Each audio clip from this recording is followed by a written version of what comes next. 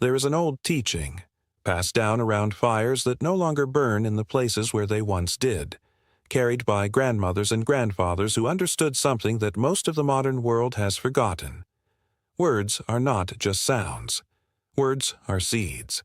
And once a seed is planted in your mind, it grows whether you want it to or not.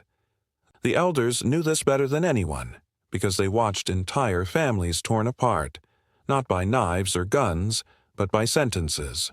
Quiet sentences, gentle sentences, sentences that sounded like love but carried something else entirely underneath. This teaching becomes most important in the second half of life, especially after the age of 60, when a person has finally earned the right to rest, to be respected, to be listened to instead of managed. And yet this is exactly the moment when certain people begin to circle, not out of hatred, often out of something worse, convenience, greed dressed as concern, or a deep discomfort with watching someone else grow old with dignity and independence.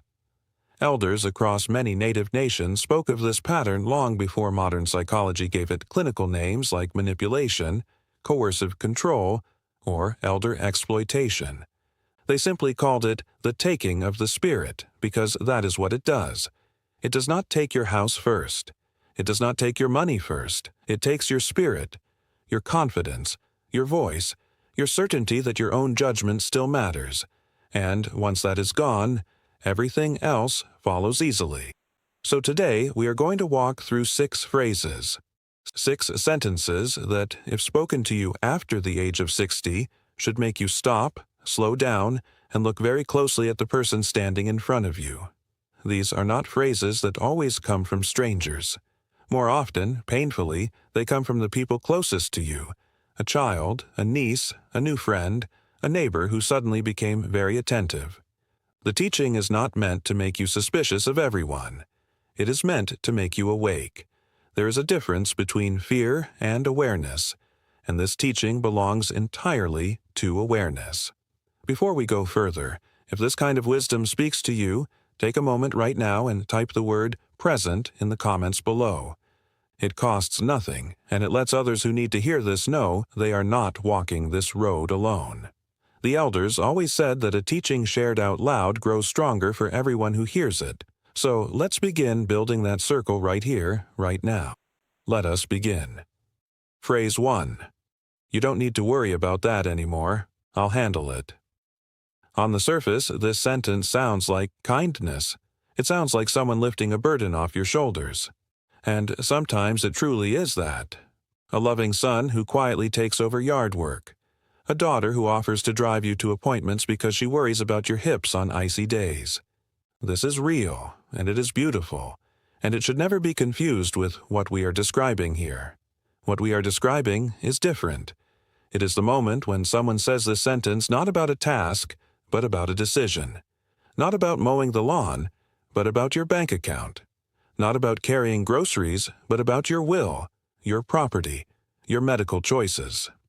Listen closely to the difference between, "Let me carry that box for you," and "You don't need to worry about your finances anymore. I've got it covered."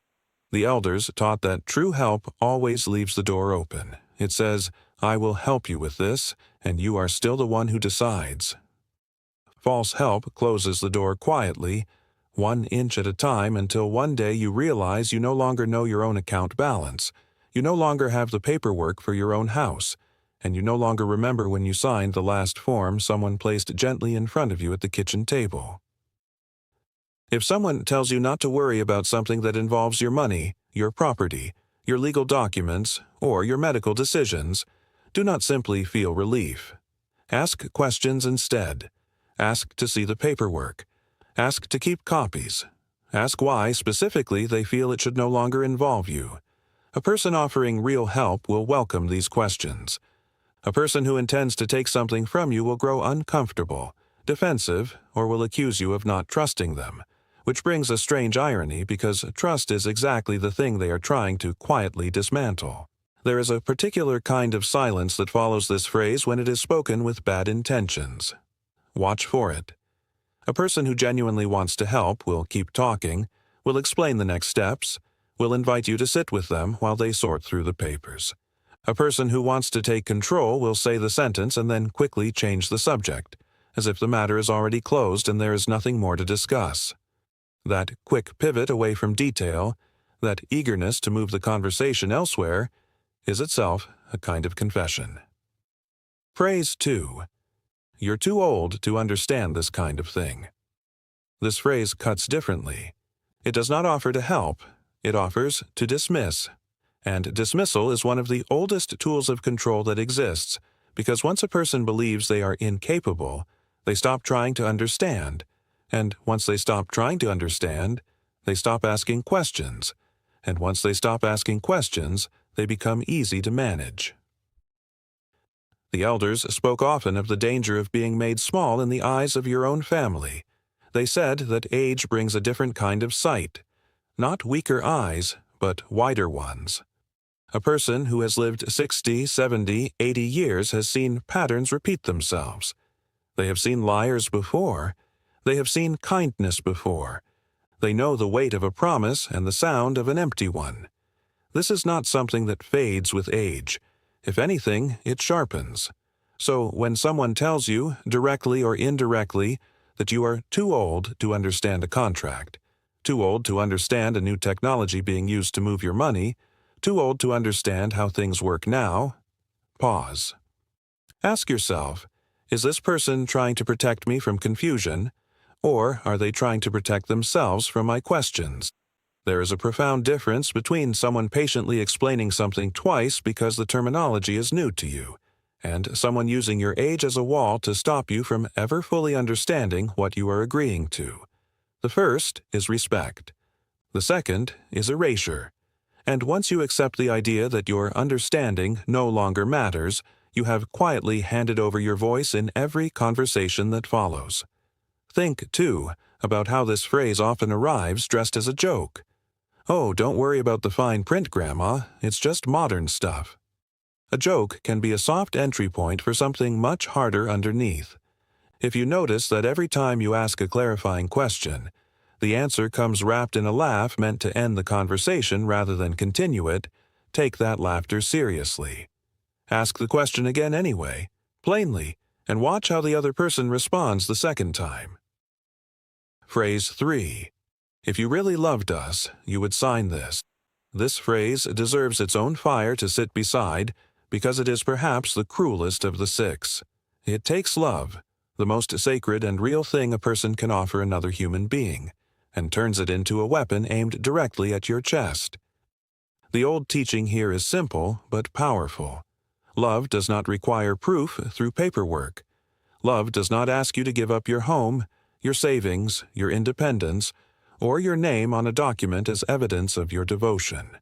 A person who truly loves you wants you safe, secure, and in control of your own life for as long as possible, because that is what love actually looks like. Wanting good things for someone even when it does not benefit you personally. When someone says, "If you loved us, you would sign this," what they are really doing is placing a price tag on your affection and demanding payment. And once you pay that first time, once you sign that first paper under the emotional pressure of feeling like your love is being tested, the price rarely stays the same. It rises, quietly, then suddenly, then completely. If you ever hear this sentence, or any version of it, if you cared about this family, if you trusted me the way a parent should trust a child, prove that you're not choosing strangers over your own blood, stop entirely. Do not sign anything in that moment. Do not agree to anything in that moment. Say instead, calmly and without apology, "I need time, and I need to speak with someone outside this conversation before I decide anything." A person with good intentions will accept this instantly. A person with bad intentions will push harder, and that pushing is itself the answer to whether their intentions were good in the first place.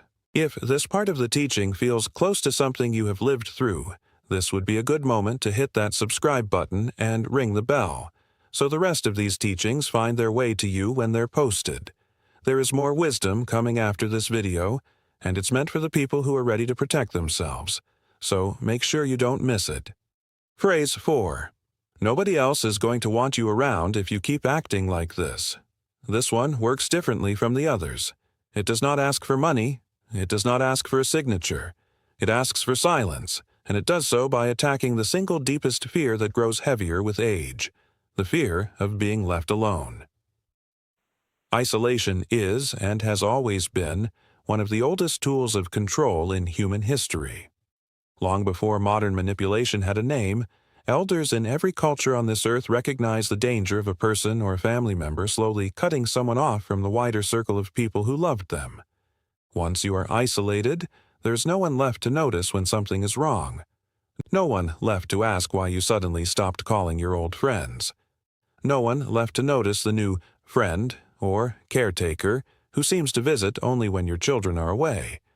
No one left to say, "Wait, something about this doesn't feel right." This phrase and its many disguises, "Your other family members don't really care about you like I do. You don't need those old friends anymore. They don't understand you the way I do. If you keep talking to them, don't expect me to keep coming around," is designed to make you afraid of losing the one connection that is actually the most dangerous one to keep. The elder's advice here was clear and unwavering. A person who genuinely cares for you will never try to shrink the number of people who love you. They will not feel threatened by your other relationships. In fact, real love multiplies connection. It introduces you to more people, not fewer. It encourages you to keep your friendships, your community, your ceremonies, your gatherings.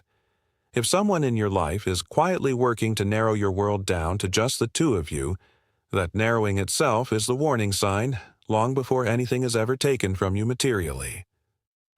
Pay attention, too, to how this isolation often arrives gradually, disguised as convenience. "It's easier if I just drive you everywhere. You don't need to keep in touch with the church group." "Let's skip the family reunion this year, it's too much for you." Each of these alone sounds reasonable. Together, over a year or two, they can quietly empty a life of everyone except one person. And that is exactly the outcome a manipulator is hoping you won't notice happening. Praise 5. We already talked about this, don't you remember? This phrase can be spoken innocently between two people who genuinely forgot a small detail of a conversation. That happens to everyone, at every age. But when this phrase becomes a pattern, when it is used repeatedly, deliberately, to make you doubt conversations that you are certain never happened, or to convince you that you agreed to things you never agreed to, it becomes something with a different name. Something that has been used against elders and vulnerable people for as long as manipulation itself has existed. The slow erosion of a person's confidence in their own memory and their own reality. This tactic works precisely because aging naturally comes with occasional forgetfulness. Misplacing keys, forgetting a name for a moment, needing to write things down more than before. A manipulative person knows this, and they use these small, normal moments as cover. They exaggerate them. They insist that entire conversations happened when they did not. They insist that you agreed to hand over your car, your house, your bank card, when in truth you said no such thing, or perhaps said nothing at all because the conversation never took place. The elders taught something important here. Your memory does not need to be perfect to be trustworthy. If your gut tells you a conversation did not happen the way someone is describing it, do not immediately assume you are wrong simply because you are older now. Write things down. Keep a small notebook by your phone or your kitchen table. Ask others to be present during important conversations, especially ones involving money or property. And if someone insists, again and again, that you agreed to something you have no memory of agreeing to, treat that repetition itself as information. The truth does not usually need to be repeated forcefully. Only the lie does. There is wisdom, too, in noticing the timing of these claims. Do they always seem to surface late at night, or right after a tiring day, or right when you're distracted with something else? A person building a false memory in your mind will often choose moments when your guard is lowest. Recognizing that pattern of timing can be just as revealing as the content of the claim itself. Phrase 6. You don't need a lawyer, that's just going to make things awkward. Of all 6 phrases, this may be the clearest signal of all, because it directly targets the one thing designed specifically to protect you: an outside, neutral party whose entire job is to make sure you are not being taken advantage of. There is no legitimate reason, none at all, for someone who truly has your best interests at heart to discourage you from speaking to a lawyer, a financial advisor, a doctor, or any other independent professional before making a major decision. A person who loves you and wants what is right for you will say the opposite. They will say, "Please, talk to someone you trust before you decide anything. Take your time. There's no rush." The person who says, "You don't need a lawyer," or "Let's just keep this between family," or "Getting outside people involved is going to make this messy," is, almost without exception, someone who does not want an objective third party looking closely at what is being asked of you. Lawyers ask uncomfortable questions. They ask, "Do you understand what you are signing?" They ask, "Were you pressured into this?" They ask, "Is this truly what you want, freely and without influence?" These are exactly the questions a person with dishonest intentions does not want asked, because the answers might unravel everything they have worked to arrange. The old teaching here is beautifully simple. Protection never fears examination. Anything that is fair, honest, and offered with good intentions can survive a lawyer's eyes, a financial advisor's questions, or a trusted friend sitting quietly in the room during the conversation. Only things built on pressure, confusion, or deception need darkness and privacy to succeed. If someone insists on keeping a major decision just between us, let that insistence be the loudest warning bell of all six. Bringing the 6 phrases together. When you step back and look at all 6 of these phrases as a whole, a pattern becomes clear, and it is a pattern the elders understood long before any of us were born. Manipulation of an older person almost never begins with a dramatic theft. It begins with language. It begins with small sentences, spoken gently over months or even years, each one designed to move you 1 inch further from your own confidence, your own independence, and your own community. You don't need to worry about that anymore. Removes your involvement. You're too old to understand this. Removes your confidence. If you loved us, you'd sign this. Removes your boundaries. Nobody else will want you around. Removes your support system. We already talked about this, don't you remember? Removes your trust in your own mind. You don't need a lawyer. Removes your protection. Each phrase, alone, might be explained away as an isolated misunderstanding. But together, spoken repeatedly by the same person over time, they form a path. And that path leads somewhere very specific. A place where you no longer feel capable of making decisions about your own life, and someone else has quietly stepped into that space to make those decisions for you. The teaching does not end with fear, however. It ends, as most old teachings do, with strength, because awareness itself is protection. A person who knows these 6 phrases, who recognizes them the moment they are spoken, is already far harder to manipulate than a person who has never heard this teaching at all. The seed cannot take root in soil that has already been prepared against it. So, if you are past 60, or if you love someone who is, carry these 6 phrases with you like a small stone in your pocket. Let them remind you that your voice does not expire with age. Your right to ask questions does not expire. Your right to say, "I need time to think about this," does not expire. Your right to call a lawyer, a friend, a trusted family member, or simply to say the word "no" never expires, no matter how many birthdays have passed. The old people who came before us survived by watching closely, listening carefully, and trusting the quiet voice inside that says, "Something about this does not feel right." That voice was never wrong before, and there is no reason to believe it starts being wrong now, simply because more years have passed. Listen to it. Protect it. And never let anyone, no matter how close, no matter how sweetly they speak, convince you that your own wisdom matters less now than it did the day before you turned 60. That wisdom, earned over a lifetime, is the one thing no one should ever be allowed to take from you. If any of these 6 phrases sounded familiar to you, or reminded you of someone you love, leave a comment below and tell us which one struck you the most. Share this video with someone who needs to hear it today. a parent, a grandparent, a friend who might be standing closer to this danger than they realize.